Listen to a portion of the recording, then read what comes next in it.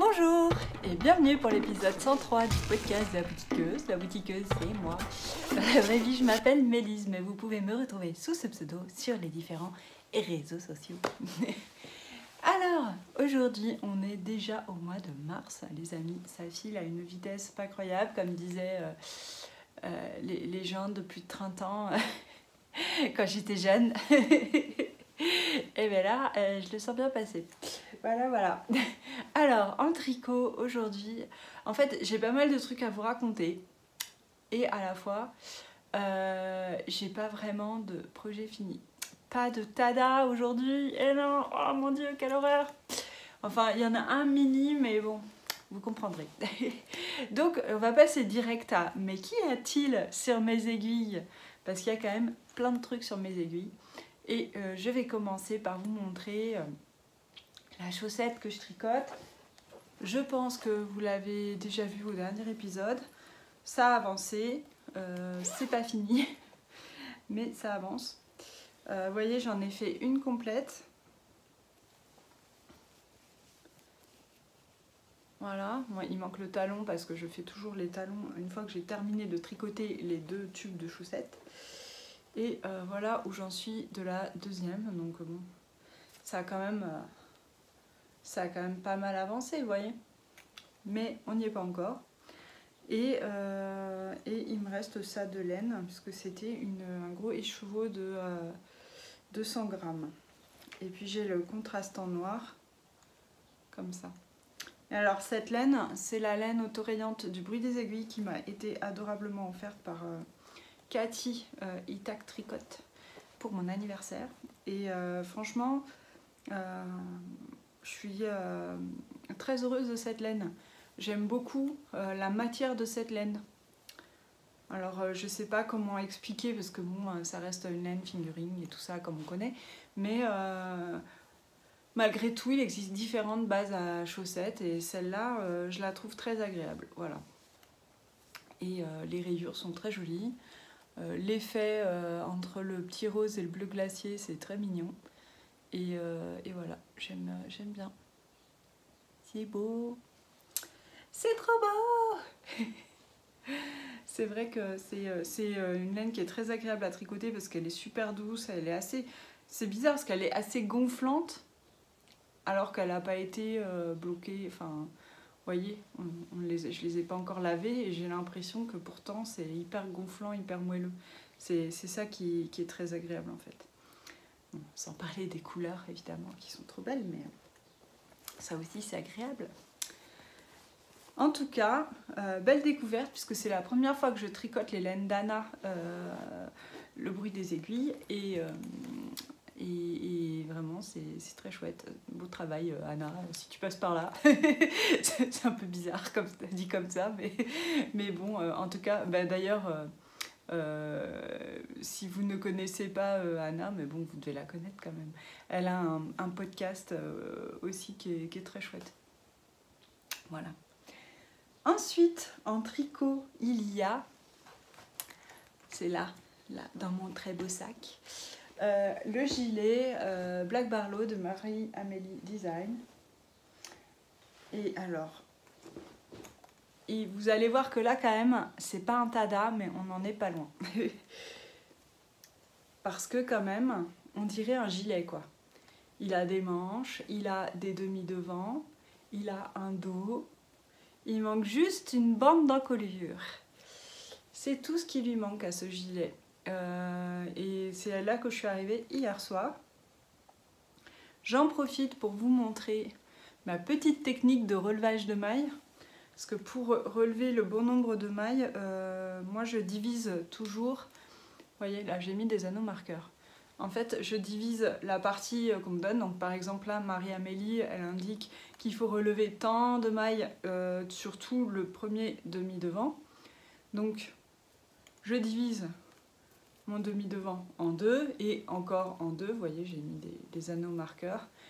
Comme ça, après, je divise le nombre de mailles par 4 et ça fait que j'arrive à répartir mes mailles correctement pour avoir le bon nombre de mailles partout sans trop me prendre la tête, quoi. C'est pas mal. je trouve que ça marche bien. Donc, vous voyez, là, j'en ai mis un ici pour marquer le... On va mettre de l'autre côté, n'est-ce pas? Le milieu dos. Et puis là, j'ai commencé à faire ici, mais après, j'avais plus de marqueur, donc je les rajouterai quand je commencerai à... Vous voyez, j'en ai mis un là, un là. Il faudrait que j'en mette un par là au milieu. Et voilà. Voilà ma technique de sioux pour relever les mailles. Et donc, ouais, il faut que je relève les mailles. Ce gilet, que vous dire, il se commence par en haut. Comment on fait? Je sais plus. Si, on fait d'abord le haut du dos, je crois, jusqu'à sous les emmanchures. Ensuite, on relève les mailles sur le dos. On part le demi-devant gauche, du coup, jusque sous l'emmanchure. Idem, on relève après, on met tout ça en attente à chaque fois, hein, toutes les mailles qu'il y a. On relève les mailles pour le demi-devant droit, on va jusque sous l'emmanchure. Ensuite, on rassemble tout, les mailles des demi-devant et du dos, et on descend. On descend, on descend et descend. Là, sur les côtés, sur les demi-devant, vous avez un motif de trou-trou tous les tendrants, là, je sais plus combien. Du coup, ça rythme le tricot, ça c'est très sympa. Ça n'y est pas dans le dos, et ça n'y est pas non plus sur les manches. Ce qui est bien aussi, je trouve, voilà, moi j'aime bien que ce soit juste sur les côtés, ça me suffit. Je trouve ça suffisant et ça permet que le gilet soit quand même un petit peu plus chaud parce qu'il y a moins de trous. et puis voilà. Et qu'est-ce que je voulais dire? Oui, et ensuite, une fois qu'on a fait tout ça, on relève les mailles sur tout le tour de l'emmanchure et on fait la manche. C'est une manche qui comporte des diminutions, tous les tendrants, et ensuite qui se termine par un poignet très resserré. Et donc pareil de l'autre côté, hein, parce qu'on essaye d'avoir deux manches pareilles, c'est mieux. Sinon ça fait un petit peu drôle comme ça. Qu'est-ce que je voulais dire? Oui, alors je suis un peu embêtée avec ce gilet. Alors déjà je vais terminer la bande d'encolure. Et après je vais le bloquer parce que mon problème, c'est que, je vais arriver à vous le dire, j'ai un gros doute sur la taille des manches. Autant sur la longueur des manches que sur la largeur des manches. Ce qui est plus embêtant, parce que la longueur des manches, on défait juste les poignets et hop, on peut rallonger. La largeur, ça veut dire qu'il va falloir que je défasse toutes les manches, si jamais ça va pas. Mais, comme vous voyez, c'est un design avec épaules tombantes. Donc, et comme c'est de la dentelle, ça se rabougrit tout quand c'est pas bloqué. Donc je me suis dit, on va le bloquer, comme ça je verrai mieux d'où part la manche exactement sur moi. Et je verrai si la laine s'étale un peu, tout ça, parce que alors là, je me rends pas du tout bien compte et du coup c'est très embêtant. Je vais vous le passer si vous voulez, que vous puissiez voir. Alors, en plus, évidemment, j'ai les manches 3/4 qui ne vont pas vouloir se mettre comme il faut. Hop. C'est pas qu'il manque grand chose, mais vous voyez, c'est hyper fité quand même. C'est hyper fité. Et alors moi, je sais pas si c'est vraiment un look que j'apprécie sur moi. Hi! Je tire comme une frappe à dents. Bon, la longueur, ça a l'air d'aller quand même, vous voyez. Si, ça va. La longueur, ça va. Parce qu'en fait, je ne l'ai pas réessayé depuis hier soir où j'ai terminé la deuxième manche. Donc bon, aussi, quand on n'a qu'une seule manche, on a tendance à tirer pour... Vous voyez, ça fait comme un petit... Regardez. Comme un petit bourrelet, là, aussi. Du coup, on a l'impression que la manche, elle est serrée par rapport à la... Alors, bon, je sais pas, peut-être qu'après le blocage, ça se verra moins, ça. Bon, c'est peut-être pas la tenue idéale pour mettre ça, mais c'est pas grave. Non, c'est peut-être moi qui rêve. Hein. Oui, c'est des manches fitées, mais bon, c'était le look du gilet, de toute façon. Bon. Conclusion... à laquelle j'étais déjà arrivée avant, hein, c'est qu'il faudra que je le bloque et que je regarde. Du coup, je ne m'embête pas à rentrer les fils des manches pour l'instant. Et ouais, non, je sais pas comment mettre pour que vous ayez une lumière trop bizarre. Oui, je rentrerai les fils des manches plus tard parce que si jamais j'ai besoin de défaire les manches, au moins que j'ai un fil visible, ça m'aidera un peu. Mais sinon, il est très chouette, quoi. Je suis très contente. Ouais, je suis en train de regarder parce que pour voir si j'arrive à faire le tour de moi-même. Je fais le tour de moi-même, Non, on va pas revenir dans les musiques comme ça des années 90, je sais plus combien, 2000 quelque chose. Bref. Bon, sachant qu'en plus, regardez, j'ai de la place, sachant qu'en plus, il manque la bande d'encolure. Bon, qui est pas très large, mais quand même. Et alors, je voulais vous montrer une petite chose, parce que j'ai eu un flash. Je me suis dit, avec ce gilet, j'ai peut-être les boutons qui vont bien. Ce qui est un miracle, hein, parce que vous êtes d'accord, on n'a jamais les boutons qui vont bien. C'est un truc de fou. Moi, j'ai quand même des monceaux de boutons. Hein, et jamais je n'ai les boutons qui vont bien pour mes projets. Donc, là, je les ai peut-être parce que il y a maintenant un paquet d'années, il y avait eu un superbe festival qui était le festival de l'écheveau solidaire et où j'avais complètement craqué sur les créations de Cécile de Atelier Camelière et où j'avais acheté des boutons. Et alors, les boutons que j'ai achetés, je me suis dit peut-être bien qu'ils iraient trop bien. Bon, alors après, oui, non, mais en plus j'en ai 2 plaques. C'est pas les mêmes motifs, mais bref, je vais vous montrer ça. Voilà. J'ai ça. Et j'ai ça. Des papillons. Mais c'est... certes, c'est pas le même motif, du coup, puisque j'ai des petites feuilles et là, j'ai des papillons. Mais je me dis, mélanger, ça se verra pas trop. Enfin, ça se verra pas trop. Ça peut faire un truc aussi, genre papillon et feuillage. Et au moins, là, j'ai 12 boutons quand même. Si j'arrive pas à couvrir la longueur de ma bande de boutonnage, c'est qu'il y a un problème. Le seul truc, c'est de voir si jamais, est-ce que ça convient en termes de taille de bouton par rapport au gilet. Parce qu'au niveau couleur, quand même, les amis, on est pas mal. Je sais pas ce que vous en pensez. Je me rapproche. Mais quand même, c'est pas mal du tout, je trouve. Vous voyez ? Parce que là, ça fait des couleurs un peu sépia. Et donc, avec cette couleur, c'est quand même pas... Moi, j'aime bien. J'aime bien. Donc, ça, c'est cool. Ensuite, ah oui, je vous ai pas parlé de la laine. La fille, elle tricote, elle parle pas de la laine. Allô, quoi. La laine, c'est ça qui est la base Sirius de Nathalie de By Night Création, que j'avais acheté à l'AEF il y a un paquet d'années aussi. Ça ne nous rajeunit pas, mes bonnes gens. Ouais, c'est un bain de garance, mais garance légère, quoi, bain d'épuisement, on dirait. Et c'est très beau. Je sais pas enfin, c'est pas du tout dans ma palette de couleurs, hein, on va être clair. Vous voyez, c'est pas la couleur qui va mettre ma petite tête en valeur, mais c'est pas grave parce que je l'aime quand même beaucoup. Et je l'ai mélangé avec un mohair qui était juste parfait pour ça, qui est le mohair de Ito.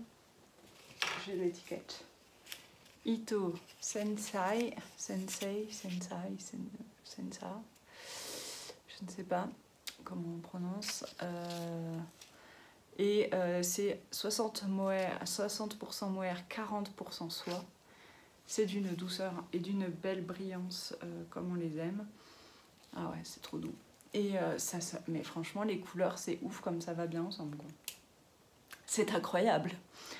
Et donc voilà, je l'avais acheté ça sur Laine et Tricot pour aller avec. Hein. Et je suis très très contente du résultat de ce gilet. Je le trouve hyper joli. Il y a un petit effet chiné aussi, alors là qui est inhérent à la laine de Nathalie. Hein. C'est vraiment la laine de Nathalie qui a cet effet, vous voyez, un peu chiné. Je sais pas comment elle fait ça, c'est magnifique. C'est très très beau, c'est vraiment trop beau. Ce qui fait qu'il a un relief dans les couleurs qui est assez dingue. J'aime. Je sais pas comment vous le dire plus, mais j'aime. J'aime beaucoup. Bref, voilà pour mon gilet. Donc le Black Barlow de Marie-Amélie, que je fais aussi dans le cadre du Cal Merci Marmelade, organisé par Sabrina Choupi. J'allais dire pour honorer la mémoire, mais c'est pas du tout ça. Oh là là, je suis grave. C'est pour faire honneur à Marie-Amélie qui a designé vraiment de magnifiques choses pour la communauté tricot, quoi, et qui a décidé d'arrêter son activité qui était compliquée à continuer. Et voilà. Et donc, elle a donné en plus tous les modèles qu'elle avait créés, elle les a mis gratuits sur Ravelry. C'est juste incroyable de générosité d'avoir fait ça, puisque elle n'était pas du tout obligée, et les gens auraient même continué d'acheter ces modèles, je pense, même si elle ne faisait plus rien en design. Donc voilà, et c'est hyper gentil. Et donc c'était pour la remercier. Ensuite, il n'y a plus rien sur mes aiguilles. Ah, oh mon Dieu, c'est affreux. Mais il y a quelque chose sur mon crochet. Ah, ça va mieux. Oh là là, vous m'excusez, hein. J'ai eu une semaine de vacances, donc là je suis bien, quoi, vous voyez. Sur mon crochet, il y a vous voyez, il me faut tout ce sac énorme, qui est d'ailleurs, soit dit en passant, le modèle du sac Georges de Vinny DIY, qui me sert tout le temps, et que je suis en train de refaire pour ma fille, qui voulait un sac pour mettre ses affaires d'équitation, vous saurez tout, et elle voulait le même sac, mais sans toutes les milliers de poches qu'il y a. On lui met juste cette poche-là, et après dans le sac, il n'y aura pas de poche. Voilà, petite incartade couturesque.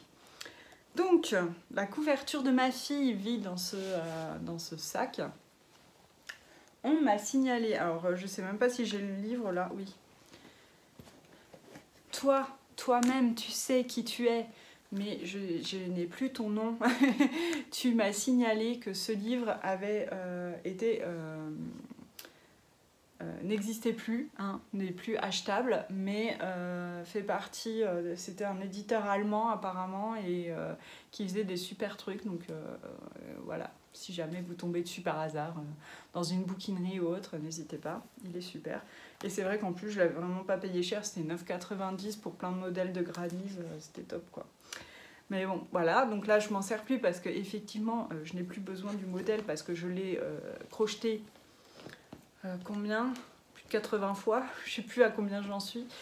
J'ai fait 38 plus 37, ce qui nous fait 75, plus sûrement à peu près au moins 14 ou 16 ou 15, voilà. Donc j'en suis à, on va dire, les 90 carrés crochetés, donc ça va, je le connais, le patron. Alors voilà, je voulais vous montrer quand même ce que ça donne. Puisque là, j'ai crocheté 3 des couleurs qu'elle a choisies. Hop, et il en manque un, le rouge. Le rouge, franchement, je trouve qu'il y a vraiment un côté kitschou joli, quoi. Je sais pas comment vous dire, j'aime beaucoup cet assortiment de couleurs, en fait. Et donc voilà, le bleu. Alors ça, c'est un bleu très foncé. Jaune un peu pétant, et enfin un peu soleil, quoi, tournesol je dirais, et rouge.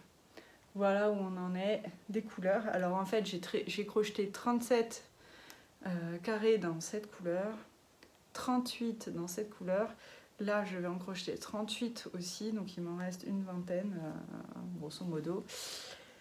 Et il me reste tout ça après à crocheter avec du orange encore, du moutarde et la troisième couleur, parce qu'il y a 6 couleurs pour le centre. La troisième couleur, c'est ça, c'est un bleu canard. Et c'est vrai que ce qui est sympa avec cette couverture, je trouve, c'est que alors même si on utilise différentes couleurs, hein, que ça fait un truc un petit peu bariolé au niveau des centres, comme on a le blanc qui unit tout et aussi ce bleu qui est identique dans tous les carrés, ça fait qu'il y a vraiment une belle unité, je pense.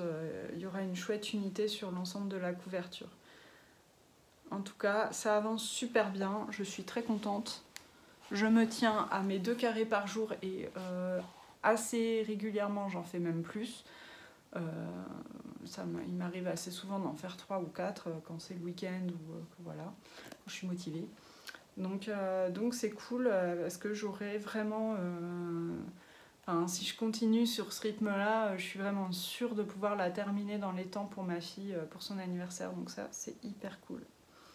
Je suis bien contente et elle aussi. Donc, parce qu'à chaque fois que je lui montre la nouvelle couleur, comme là, je lui ai montré ça, elle fait « Ah, c'est trop beau !» Parce qu'elle parle comme moi, ma fille. Hein, elle est assez... Quand elle est contente, quoi.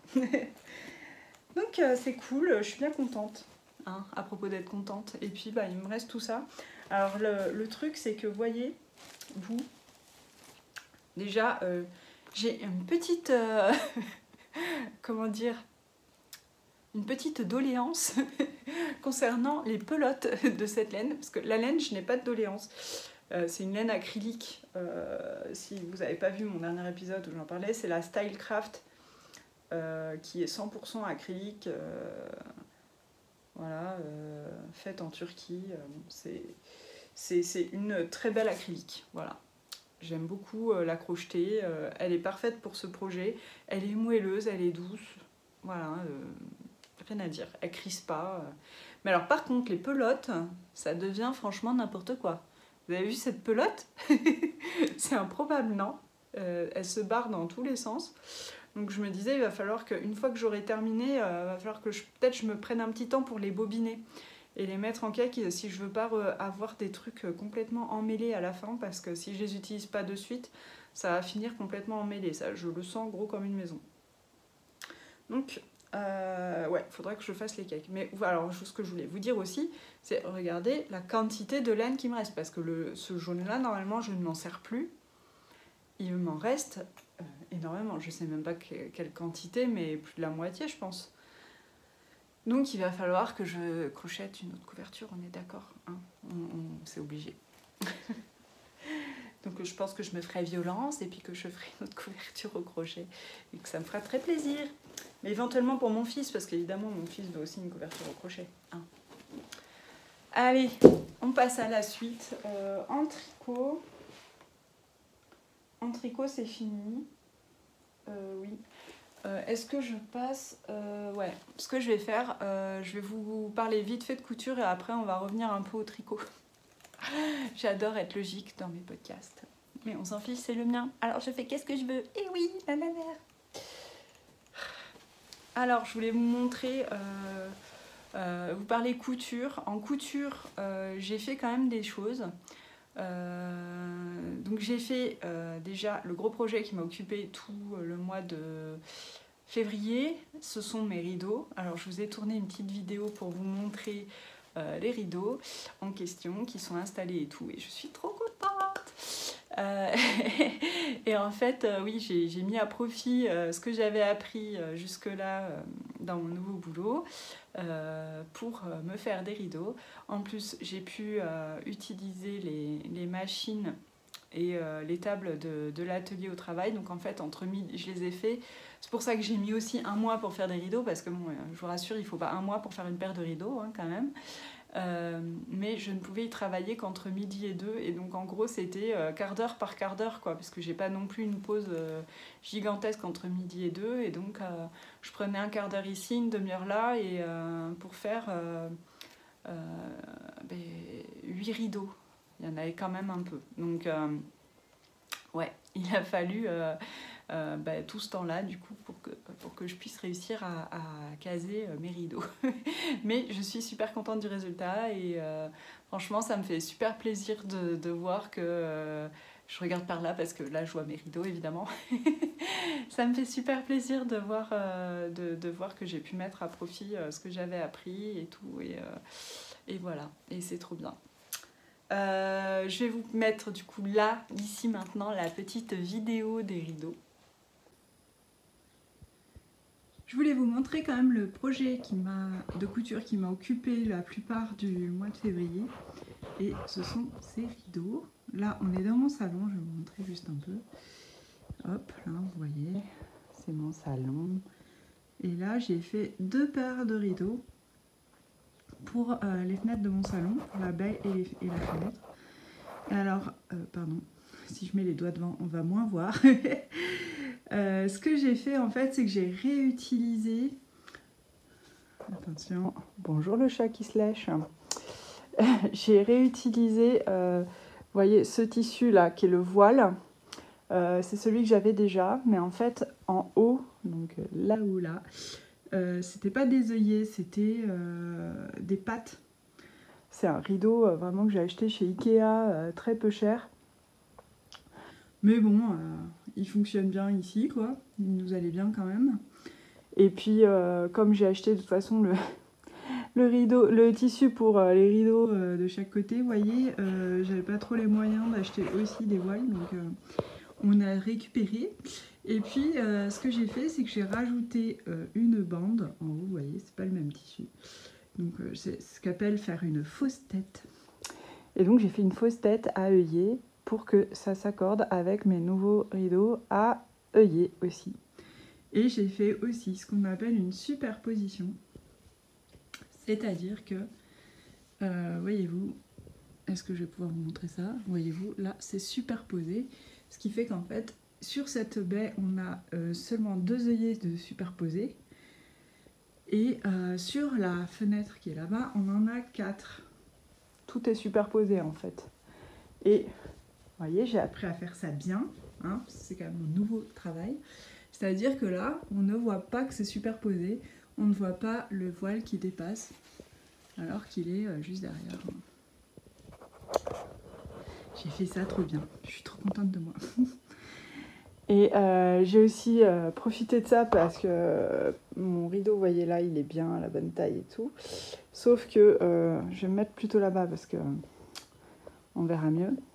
Là, il y a le contre-jour sur la fenêtre. Oui, je disais, il a la bonne taille parce que j'avais lavé les voiles il y a déjà longtemps de ça que c'était arrivé. Enfin, au premier lavage, on va dire, ils avaient rétréci. Mais rétréci genre violemment, quoi. C'est-à-dire qu'il manquait 8 cm, un truc comme ça. Ça faisait vraiment pas très terrible. Et donc là, c'est bien parce que j'ai pu retrouver des rideaux de bonne taille. Et pour les panneaux des côtés, j'ai utilisé ce tissu, mais trop beau, qui est de la marque Thévenon et qui est juste sublime. Et j'étais hyper contente de trouver ce tissu parce que, vous voyez, ce bleu rappelle vraiment... Alors là, on ne voit pas, ça fait un peu... avec la lumière un peu délavée, mais ça rappelle vraiment le bleu que j'ai sur mon mur, quoi. Et il a une belle matière, il est vraiment chouette, quoi.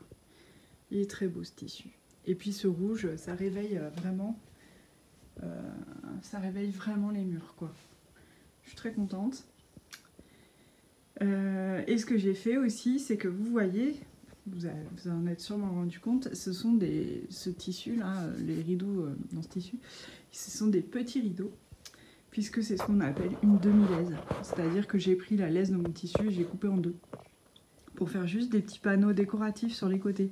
Parce que nous, on ne ferme pas les doubles rideaux, enfin les doubles rideaux, c'est pas des doubles rideaux, ils sont pas doublés, mais les rideaux... les rideaux en tissu, on ne les ferme pas. Pas dans cette pièce, ici c'est vraiment juste décoratif. Donc c'est bien parce que ça permet d'avoir des petits panneaux qui sont jolis, qui ne mangent pas la lumière, et à la fois c'est quand même beaucoup moins cher. Parce qu'au lieu d'acheter 2 hauteurs de tissu, parce qu'il faut toute la hauteur, vous voyez, de ma maison, hein. J'en achète qu'une et je la divise en 2. Donc ça coûte 2 fois moins cher. Voilà. Et ça permet d'avoir un bel effet, donc c'est chouette. Et alors maintenant, voilà, l'idée, ça va être peut-être de pouvoir changer ces rideaux plus facilement, puisque je vous avais parlé de l'idée de mon envie d'avoir une déco saisonnière. Et donc, ces rideaux-là seraient plutôt pour moi pour ce qui est automne et hiver. Et j'aimerais quelque chose d'autre pour l'été. Bon, alors, peut-être pas cet été, parce que je viens à peine de changer cela, de faire cela. Donc bon, on va peut-être pas faire ça pour cet été, mais pour l'été prochain, pourquoi pas. Voilà. Mais bravo Mélisse, j'ai envie de dire. Ah, je voulais rajouter un truc. Vous voyez là, j'ai des coussins qui jurent affreusement avec les rideaux. Et j'ai acheté tout ce qu'il faut pour faire des coussins assortis à mes rideaux. Donc je vous montrerai ça une fois que ce sera fait.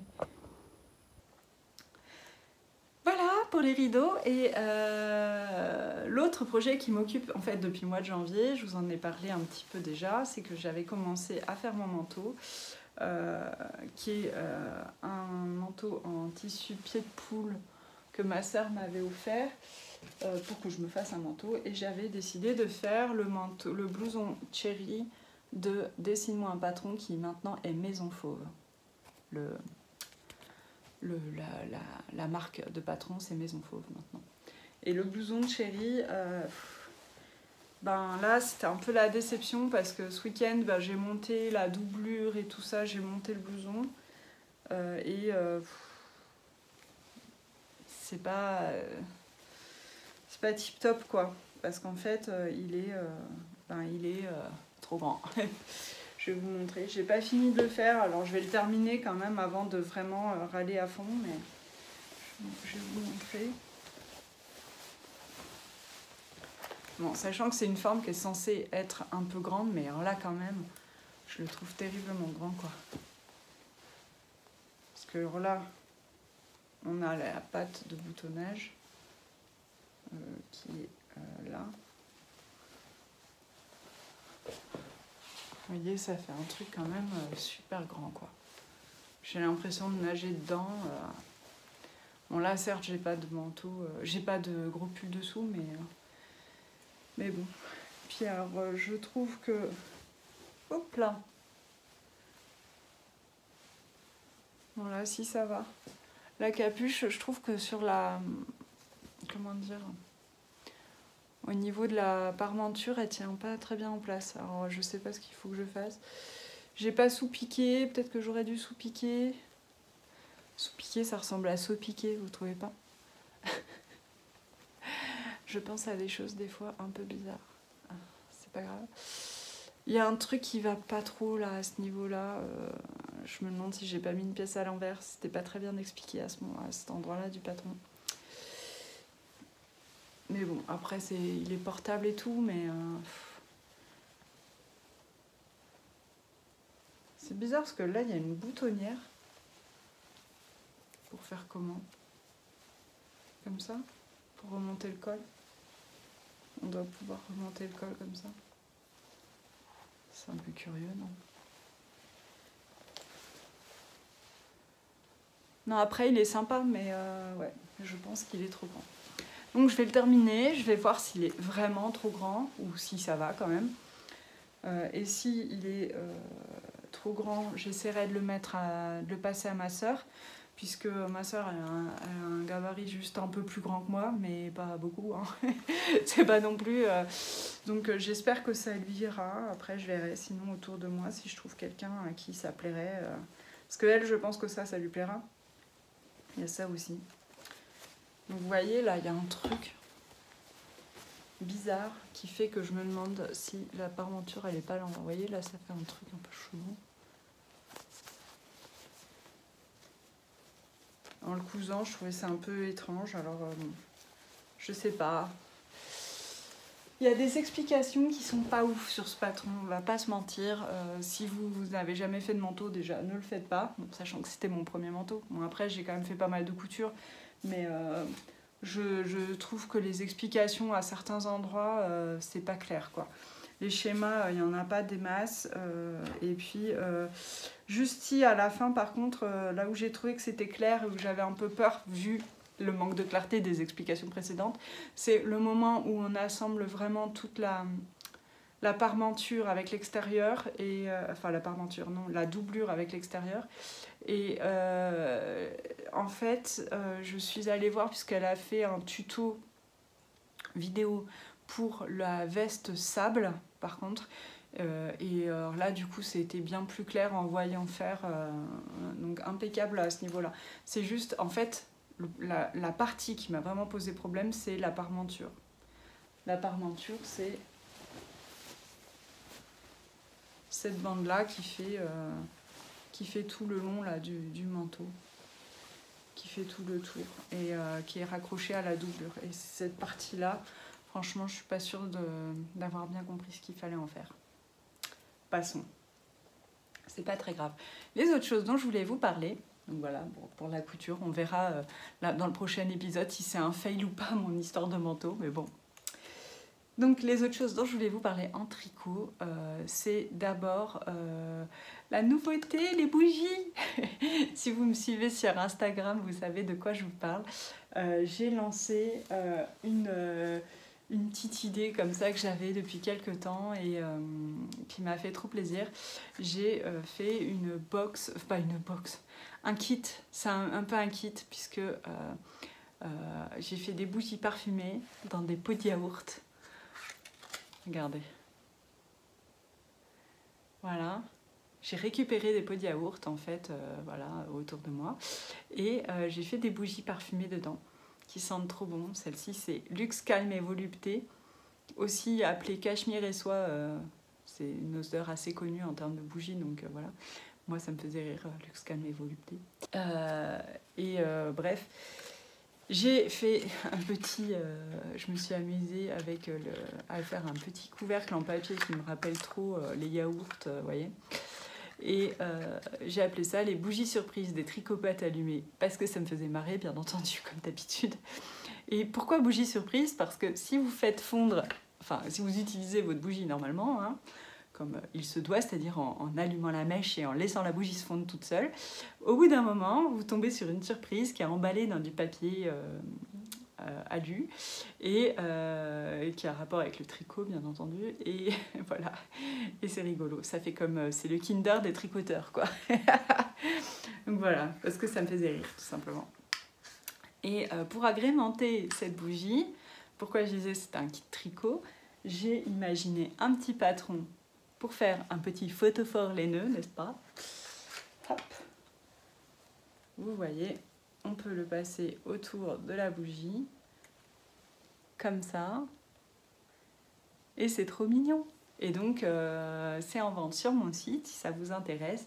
Vous avez la bougie, plus la surprise qui est dedans, plus de quoi tricoter, la laine et le patron pour tricoter ceci. Donc voilà, c'est vraiment la bougie des tricopates, quoi. Tout en laine. Et qu'est-ce que je voulais rajouter? J'ai perdu le papier. Il est là. Je voulais rajouter quoi? Oui, juste après, je vous ai fait une petite vidéo pour vous montrer la bougie allumée et comment ça donne, parce que là, on voit que ça rend joli, ça a un air un petit peu raffiné et tout, avec la dentelle et tout ça. Mais en plus, quand on l'allume, évidemment, on a l'effet photophore avec la lumière à travers la dentelle, c'est très joli. Enfin, je trouve.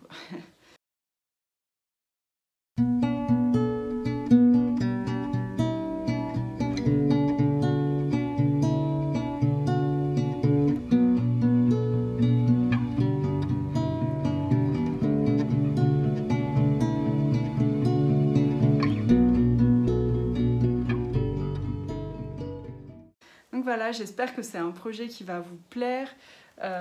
J'en ai déjà vendu quelques-unes. Merci beaucoup à toutes celles qui ont commandé. Ça m'a fait super chaud au cœur en fait. À chaque fois que je propose un truc, quand ça fonctionne, quand je vois qu'il y a des gens qui répondent à l'appel, ça me fait trop plaisir, quoi, évidemment. Mais pas que parce que voilà, j'ai vendu mes trucs et je suis contente, c'est juste, c'est d'avoir su trouver le truc qui va vous plaire. C'est pas facile, quoi, vous savez, hein, d'être dans vos têtes à vous. donc quand j'ai réussi à faire un truc, voilà, que mon idée match avec vos envies, c'est trop bien. Ça me rend joie. Voilà pour les petites bougies surprises des tricots-pâte allumées. C'est un truc que je ne ferai pas tout le temps parce que maintenant, vous savez bien, j'ai quand même un travail à temps plein, donc je ne peux pas faire 10 000 trucs pour la boutique. Mais c'est quelque chose que j'ai envie de faire de temps en temps et voilà. Donc profitez-en si ça vous dit. Donc, et sinon, je voulais vous parler de la box Bagnodé avec les marmottes que j'ai fait en collaboration avec Léa, qui n'est autre que la merveilleuse fille au renard. Et c'est une box qu'on avait proposée en juin l'année dernière. Et en fait, on a eu un gros problème sur cette box qui était l'approvisionnement en laine. Donc on a déjà eu du mal à livrer les premières boxes. Et donc après, on avait arrêté les ventes parce que c'était juste pas possible. On n'arrivait pas à trouver la laine qui convenait, c'était un gros problème. Et là, Léa a pu retrouver de la laine qui convient. Donc elle a teint les dernières quantités pour les dernières boxes, si vous voulez. Et donc la box Bagnodé avec les marmottes est de nouveau en stock dans ma boutique. Mais voilà, ce sera les dernières, il n'y en aura pas d'autres après, ça c'est sûr, puisque c'est trop galère de s'approvisionner avec cette laine. Et qu'en plus c'était quand même un projet one shot, puisque c'était quelque chose qui demandait énormément de travail, vu que la plupart des choses sont artisanales. Vous voyez, le sac à projet, c'est en partie brodé par Léa. Donc, vous voyez, c'est vraiment un projet très particulier et très chouette et qui vraiment nous a fait beaucoup plaisir à toutes les deux. Et là, ouais, il en reste quelques-unes. Si vous les voulez, franchement, n'hésitez pas. Je sais même pas comment dire à quel point j'aime cette box, tellement je l'aime, mais bon. Et c'est vrai que ça me rend un peu triste parce que je vois, je vais être honnête avec vous parce que je le suis toujours déjà, c'est que c'est pas une box qui a vraiment très bien fonctionné. Je vois par rapport à Tea Time, ça n'a rien à voir. Alors qu'elle est tellement belle et tellement faite avec amour, je suis triste pour cette box, pour mes petites marmottes, parce que vraiment, voilà, elle vaut largement son prix, largement, bien, elle vaut plus que ça, quoi. C'est juste qu'à un moment donné, on ne peut pas vous faire payer non plus des millions, hein. Mais vu le temps qu'on y a passé, ouais, et du coup, c'est vrai que ça me rend un petit peu triste de voir qu'elle ne fonctionne pas aussi bien, alors qu'elle n'a pas le succès qu'elle mérite, en fait, cette box. Je ne comprends pas pourquoi, mais c'est comme ça, c'est la vie. Mais alors, voilà, si vous avez envie d'adopter une petite box Bagnodé avec les marmottes, allez-y.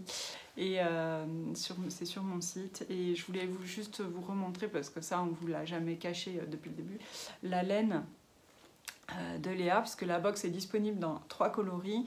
On a le coloris jaune qui est gentiane, il s'appelle gentiane, qui est très beau. Vous voyez le relief un peu qu'il y a dans la teinture de Léa. On ne voit pas vraiment le vrai jaune, mais vous voyez quand même les nuances de couleurs, c'est très très joli. On a le rose qui est Benoît de Grimpante. Là, c'est quand même assez proche, la couleur, ça va. Et pareil, vous voyez les nuances de la couleur, c'est superbe. Et enfin, on a Silène vulgaris, qui est c'est pas très chic comme mot, mais un genre de violet rose, très beau aussi, j'aime beaucoup. Et pareil, très nuancé, c'est très très beau.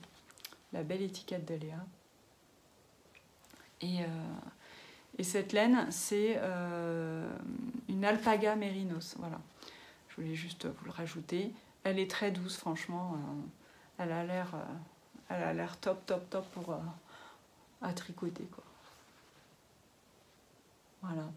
Et donc dans la box, vous avez 150 grammes de cette laine, ce qui est suffisamment pour faire 2 des projets qui sont présentés dans le livre de Patron, qui est un vrai livre imprimé, quoi, que j'ai édité. Et les projets sont notamment une paire de moufles ou mitaines, vous pouvez faire ce que vous préférez, et un bonnet. Il y a aussi le patron du châle randonnée, qui est vraiment un châle que j'adore. Et d'ailleurs, je sais plus, j'ai dû vous le dire dans la dernière vidéo, l'autre jour j'ai vu la maîtresse de ma fille à qui j'ai fait ce châle en fait, et elle est venue au magasin parce qu'elle avait acheté des tissus, et elle venait aller chercher une commande, et donc elle est venue et elle avait ce châle, et en rigolant je dis ah mais vous avez un châle magnifique, et là elle me dit ah mais il me quitte plus, je le mets tout le temps. Elle dit je sais pas comment je vais faire cet été. Ça m'a fait trop plaisir parce que il lui allait tellement bien, et on voyait que c'était vrai qu'il ne la quittait pas, quoi. Elle était je sais pas, elle était incrustée dedans ou il était incrusté sur elle, je ne sais pas, mais on voyait l'osmose entre elle et ce châle. C'était trop beau, quoi. J'étais trop contente de lui avoir fait du coup. Et donc ce patron de châle est aussi dans la box. Voilà. Et il y a plein d'autres choses dans cette box qui sont trop chouettes, et c'est des surprises, alors je peux pas vous le dire, quoi, mais je vous le dis quand même, c'est trop chouette. Donc voilà pour cette box, si vous pouvez lui donner un peu d'amour, ça me ferait tellement du bien, vous imaginez même pas. Et enfin, je voulais vous parler vite fait des livres que j'ai de tricot. Il y en a que j'ai reçus parce que vous savez que j'ai un partenariat avec Erol, qui est mon éditeur, et qui m'envoie des livres de tricot pour que je vous les présente, et voilà, pour que je donne mon avis.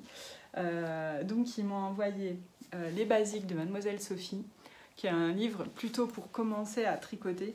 Et en fait, c'est très sympa parce que, alors déjà, j'aime beaucoup la photographie dans ce livre, j'aime bien. Je trouve ça fun. En fait, qu'est-ce que je peux vous montrer? Les couleurs sont hyper gaies, voyez. Et bon, après, c'est... voilà, il y a du beau travail, je trouve, de graphisme. C'est très sympa. Ça, vous voyez, et alors oui, il y a des...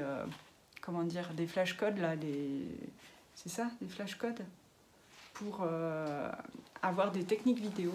Et regardez la mise en page pour les flashcodes, quoi. Franchement, c'est trop canon, quoi. Je suis complètement fan de ces idées de graphisme. On dirait une carte de tarot avec un flashcode, quoi.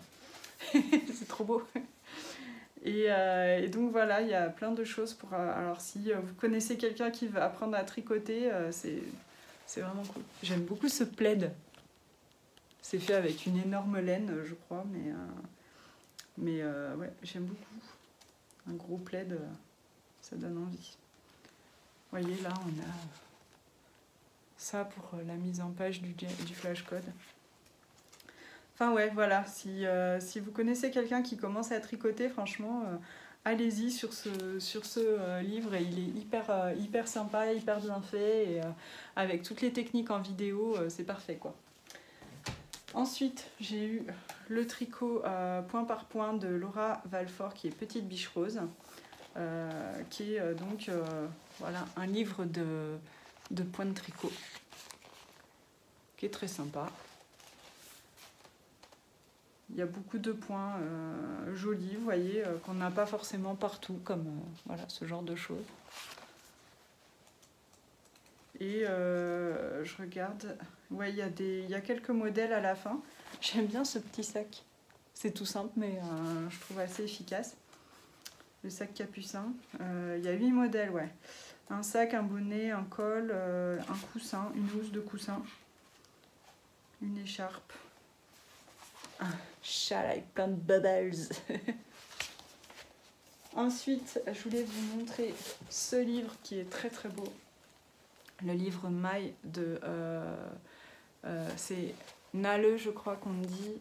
son nom comme ça. Et c'est un livre très beau. Déjà, j'adore la couverture qui a un effet lin qui est très sympa. Les modèles sont très chouettes et en fait, on part d'un point en fait, ou d'une maille. Comme là, au début, on est sur ces mailles endroit, mailles... Alors là, voilà, on a la partie maille allongée. Et donc, on va avoir des modèles avec des mailles allongées, comme ce bonnet.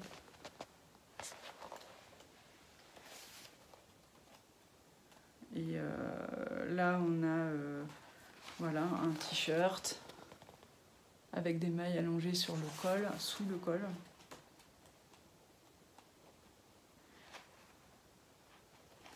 Il y a vraiment plein de modèles qui sont chouettes, quoi. Celui-là, j'aime beaucoup la texture. Voilà, enfin, il y a une belle ambiance, je trouve, dans ce livre. Les pulls sont vraiment très beaux. On aurait envie de tous les faire, franchement. Ils sont vraiment très jolis. Celui-là, il me fait bien envie.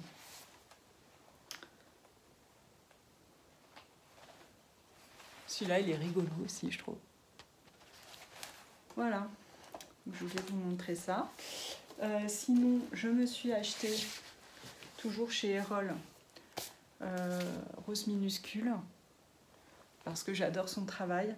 Et je pense que cette année, parce que pour Pâques, je fais des petites choses pour mes enfants, et j'avais très envie de leur faire le petit lapin qui est dans une boîte d'allumettes, là. Il est où? Si je le retrouve, ce serait bien. Ça. Parce que c'est juste trop cute, quoi. D'habitude, je tricote plutôt, mais là, j'ai bien envie de leur faire un petit lapin cadeau, quoi. Donc, on va peut-être faire ça. Il y a même le patron de la boîte, c'est rigolo. Et je trouve ça trop chou parce qu'en fait, il y a le petit matelas et la petite couverture pour... comme si c'était son lit, la boîte d'allumettes, quoi. C'est trop mignon. Et alors, ouais, il y a vraiment voilà, les jolis modèles de Rose Minuscule. Enfin, très poétique, trop chou, quoi. Et je me suis acheté, qui est arrivé ce week-end, pourquoi il est plein de poussière, je ne sais pas, le livre, ce livre-là, qui est du crochet. Je l'ai vu en fait passer chez Cindy de Ma Petite Laine et j'ai trop flashé parce que j'ai envie de faire plein de fleurs au tricot. Alors là, c'est plus du crochet. Et je flippe un peu parce que les explications, c'est vraiment tout en japonais, mais il y a des diagrammes, vous voyez, par exemple. Voilà. Mais il y a des diagrammes, alors je me dis peut-être que je peux quand même y arriver avec les diagrammes. Parce que je suis pas trop cruche au crochet, donc je devrais pouvoir m'en sortir. Mais bon, c'est pas sûr. Après, il y a des techniques en photo, donc bon. On verra, hein. C'est pas dit que je m'en sorte, mais je trouve ça très beau en tout cas. Et ça donne des bonnes idées, hein, si jamais je n'y arrive pas toute seule. Enfin, ça pourrait me donner les idées pour les faire au tricot éventuellement. Ou, c'est très beau. Les fleurs, elles sont hyper belles. C'est pour ça que je l'ai pris aussi. Oui, la couronne de Noël. Enfin, moi, je voulais faire plutôt des fleurs pour le... plus un truc printanier, mais... qu'est-ce que je voulais vous montrer? Ah ouais, le nénuphar, là, je trouve ça magnifique. Je trouve qu'elles font très réalistes, quoi, pour des fleurs au crochet. Bon, je crois que je suis contente, en fait, d'avoir ce livre juste pour pouvoir le regarder. La rose est juste canon. Juste pour pouvoir regarder les belles photos, en fait. Ça me fait plaisir, déjà. Les narcisses qui commencent déjà à fleurir. Voilà. Pour ce livre que j'ai commandé sur Etsy, chez la boutique, c'est Pomadour, je crois. Mais ça vient du Japon. Hein. Ça m'a pas beaucoup de temps à arriver finalement. Je pensais que ça allait mettre 6 mois, mais ça a mis genre 2 semaines ou 1 semaine, un truc comme ça. C'était assez rapide.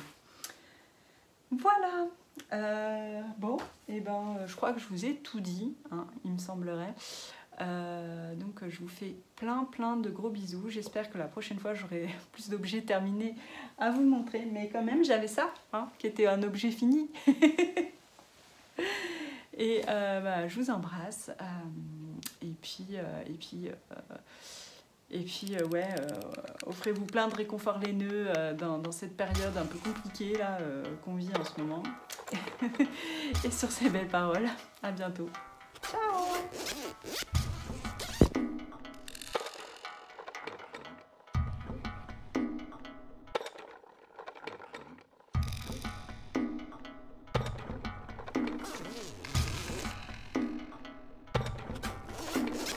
faut un jour manquer de... à ça, quoi. Ben oui, voilà, c'est pour ça, je me C'est disais, et génial. c'est pas tout le monde qui a besoin de ça non plus.